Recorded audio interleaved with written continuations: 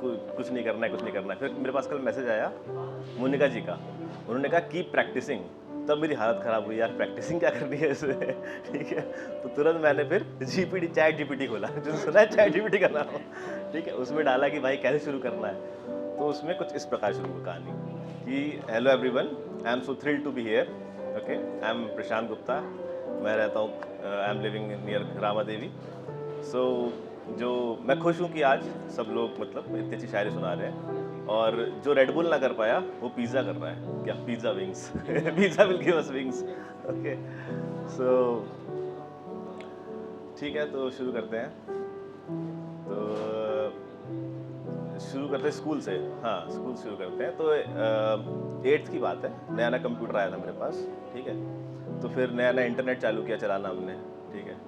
तो इंटरनेट सर्व करते हैं, तो वहाँ पे कुछ आया कि कोई खूबसूरत हसीना आपसे 2 किलोमीटर दूर है यहाँ से, ठीक है। तो हमने कहा ठीक है भाई खोजें, ऐसे 1-2 साल चलता रहा, ठीक है। उसके बाद एक बाबा आए घर पे, ठीक है। बाबा घर पे आए और उन्होंने, मैं स्कूल से आया उस समय, ठीक है। तो उन्होंने मेरे को देखा एकदम कि अच्छा, घर वालों ने पूछा बताइए जरा इसके बारे में।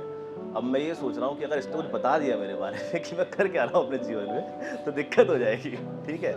तो उसने पूरी देखा मेरे को और देख के कहता है कि आपका लड़का गणेश है। तो मैं खुश हो गया यार एकदम कि वाह गणेश है यार, ये तो कुछ और ही सोच रहा था, गणेश है गणेश है। और हमने सोचा कुछ और निकला कुछ और ही तो भाई ओके दैट्स इट, इतना ही था। और कहानी सुनाए और कुछ सुनना चाहिए? हाँ तो ठीक है भाई। तो फिर एक बार मैं दिल्ली में था, फ्रेंडशिप की बात है तो फ्रेंडशिप शुरू करते हैं। मेरा एक दोस्त चिंटू है, ठीक है। चिंटू और हम बचपन के ही दोस्त हैं, बचपन से खेलते कूदते हैं। तो वो एक बार दिल्ली आया घूमने फिरने, ठीक है। अब हम लोग मेट्रो में थे, ठीक है, और उसकी ट्रेन थी 1 घंटे बाद की। तो वो ऐसा हुआ कि हम मेट्रो से सफ़र करके गए, उसकी ट्रेन छूट गई, मतलब नहीं पहुंच पाया वो, ठीक है। फिर हम जाके स्टेशन पे गए तो एक सरदार जी बैठे हुए थे। मान लो कि एक प्लेटफॉर्म नंबर 2 है, प्लेटफॉर्म नंबर 3 है, तो सरदार जी बैठे प्लेटफॉर्म नंबर 3 पे, ठीक है। और हम लोग गए प्लेटफॉर्म नंबर 2 पे, ट्रेन आनी थी। हम पहुँचे, हमने कहा भाई सरदार जी ट्रेन आई कि नहीं आई? उन्होंने कहा नहीं ट्रेन तो नहीं आई अभी।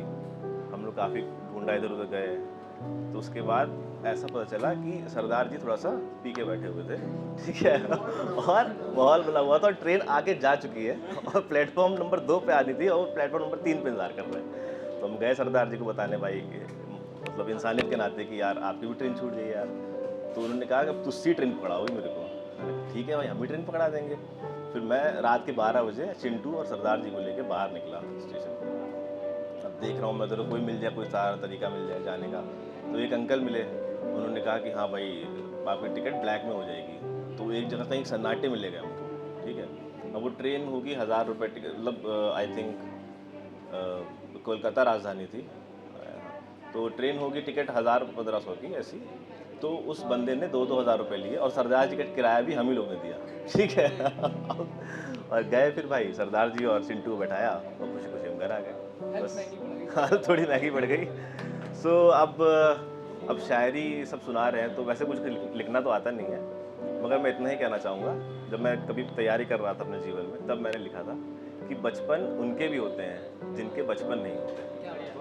So that's it from my side. Thank you guys.